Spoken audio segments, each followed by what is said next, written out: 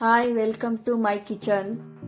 Hi friends, ಇದು ಬೇರಣ್ಬೆ ಅಂತ ನಮ್ಮ ತೋಟದಲ್ಲೇ ಕಿತ್ಕೊಂಬಂದಿರೋದು. ನಮ್ಮ ತೋಟದಲ್ಲಿ ಮಳೆ ಉದಿತ್ತಲ್ಲ, ಚೆನ್ನಾಗಿ ಬಂದಿತ್ತು. ಸೊ ಇದನ್ನು ಹೇಗೆ ಕ್ಲೀನ್ ಮಾಡೋದು ಅಂತ ತೋರಿಸ್ಕೊಡ್ತೀನಿ. ಒಂದು ಸ್ಟೀಲ್ ಬೋಶಿಗೆ ಅರ್ಧ ಸ್ಪೂನಷ್ಟು ಉಪ್ಪು ಹಾಕ್ಕೊಂಡು ನೀರು ಹಾಕ್ಕೊಂಡು ಅದಕ್ಕೆ ಅಣಬೆಗಳನ್ನ ಹಾಕ್ಕೊಳ್ಳೋಣ. ಸ್ವಲ್ಪ ಸ್ವಲ್ಪ ಹಾಕ್ಕೊಳ್ಳೋಣ.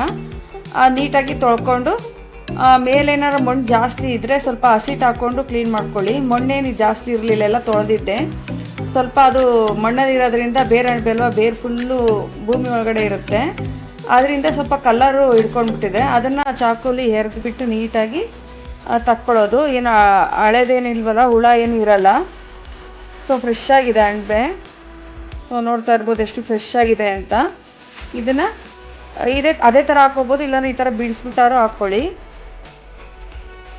ಸೊ ಎಲ್ಲ ಇದೇ ಥರ ಕ್ಲೀನಾಗಿ ಎರ್ಕೊಂಡ್ರೆ ಮೇಲೆ ಏನು ರೆಡ್ ಆಗಿದೆ ಅದನ್ನ ಸುಮ್ಮನೆ ಮೇಲೆ ಒಂದು ಲೇಯರ್ ತಕ್ಕೊಳ್ಳೋದಷ್ಟೇ.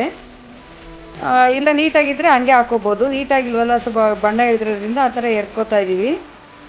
ಸೊ ಉದ್ದಕ್ಕೆ ಹಾಕ್ಕೊಳ್ಳೋದಾರು ಹಾಕ್ಕೋಬೋದು, ಇಲ್ಲ ಸಣ್ಣದಾಗಾರು ಮಾಡ್ಕೋಬೋದು, ನಿಮ್ಮ ಇಷ್ಟ. ಈ ಥರ ಎಲ್ಲ ನೀಟ್ ಮಾಡ್ಕೊಳ್ಳೋಣ. ಆಮೇಲೆ ಯಾರೆಲ್ಲ ನನ್ನ ವಿಡಿಯೋ ಸಬ್ಸ್ಕ್ರೈಬ್ ಮಾಡ್ದಲ್ಲೇ ನೋಡ್ತಾ ಇದ್ದೀರಾ ಅವರೆಲ್ಲ ಸಬ್ಸ್ಕ್ರೈಬ್ ಮಾಡಿ ಫ್ರೆಂಡ್ಸ್. ಆಮೇಲೆ ಬೆಲ್ ಬಟನ್ನ ಟಚ್ ಮಾಡಿ. ಆಮೇಲೆ ಹೇಗಿದೆ ನನ್ನ ವೀಡಿಯೋಸ್ ಎಲ್ಲ ಅಂತ ಕಮೆಂಟಲ್ಲಿ ಹೇಳಿ. ಆಮೇಲೆ ಫ್ರೆಂಡ್ಸು ರಿಲೇಟಿವ್ಸ್ಗೆಲ್ಲ ಶೇರ್ ಮಾಡಿ. ಆಮೇಲೆ ಈ ಅಣಬೆಲಿ ಮಾಡೋ ರೆಸಿಪಿ ಎಲ್ಲ ಒಂದು ಸ್ವಲ್ಪ ಟ್ರೈ ಮಾಡಿ, ನನ್ನ ಚಾನಲಲ್ಲಿ ಸಿಗುತ್ತೆ. ಆಮೇಲೆ ನಮ್ಮ ತೋಟದಲ್ಲಿ ಹೋಗಿ ಕಿತ್ಕೊಂಬಂದಿದ್ದು ವಿಡಿಯೋ ಕೂಡ ಈ ಎಂಡಲ್ಲಿ ಬರುತ್ತೆ, ಅದನ್ನೂ ಒಂದು ಸತಿ ವಿಸಿಟ್ ಕೊಡಿ. ಸೊ ಇದೆಲ್ಲ ಸಣ್ಣ ಸಣ್ಣದಾಗಿ ಮಾಡ್ಕೊತಾ ಇದ್ದೀನಿ ನಾನು. ನೀವು ಬೇಕಾದ್ರೆ ದಪ್ಪಕ್ಕಾದ್ರೂ ಮಾಡ್ಕೋಬೋದು. ತುಂಬ ರುಚಿಯಾಗಿರುತ್ತೆ ನಾಟಿ ಅಣಬೆ. ಅಂಗಡಿಯಲ್ಲಿ ತೊಗೊಂಡು ಮಾಡೋದಕ್ಕಿಂತ ಇದು ತುಂಬ ಚೆನ್ನಾಗಿರುತ್ತೆ. ಒಂದು ಸರ್ತಿ ಟ್ರೈ ಮಾಡಿ. ಇದ್ರ ರೆಸಿಪಿ ಎಲ್ಲ ಹಾಕ್ತೀನಿ. ಸೊ ಹುಳ ಏನೂ ಇಲ್ಲ, ಹುಳ ಇದ್ದರೆ ಗೊತ್ತಾಗುತ್ತೆ ಎಷ್ಟು ಫ್ರೆಶ್ ಆಗಿದೆ ಅಣಬೆಗಳು. ಸೊ ನೋಡಿ, ಓಪನ್ ಮಾಡಿ ತೋರಿಸ್ತಾ ಇದ್ದೀನಿ. ಸೊ ಇದೇ ಥರ ಎಲ್ಲ ಅಣಬೆನೂ ಕ್ಲೀನ್ ಮಾಡ್ಕೊಳ್ಳೋಣ. ಸುಮಾರು 1.5 kg ಅಷ್ಟು ಅಣಬೆ ಸಿಕ್ಕಿತ್ತು ನನಗೆ. ಇದು ಹರಳಿರೋದು. ಬೇರೆ ಅಣಬೆ ಹರಳಲ್ಲ, ಮೊಗ್ಗಾಗೆ ಇರುತ್ತೆ. ಇದು ಹರಳಿರೋದು.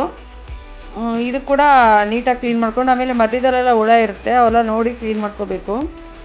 ಇದು ಫ್ರೆಶ್ ಅಣಬೆ ಇರೋದ್ರಿಂದ ಹುಳ ಏನೂ ಇರಲಿಲ್ಲ.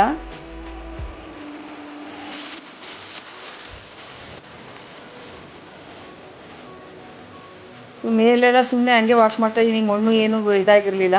ಸೊ ಮಧ್ಯದಲ್ಲೂ ಕೂಡ ಓಪನ್ ಮಾಡಿ ತೋರಿಸ್ತಾ ಇದ್ದೀನಿ ಫ್ರೆಂಡ್ಸ್. ಅಲ್ಲೂ ಒಂಚೂರು ಹುಳ ಇಲ್ಲ, ನೀಟಾಗಿದೆ.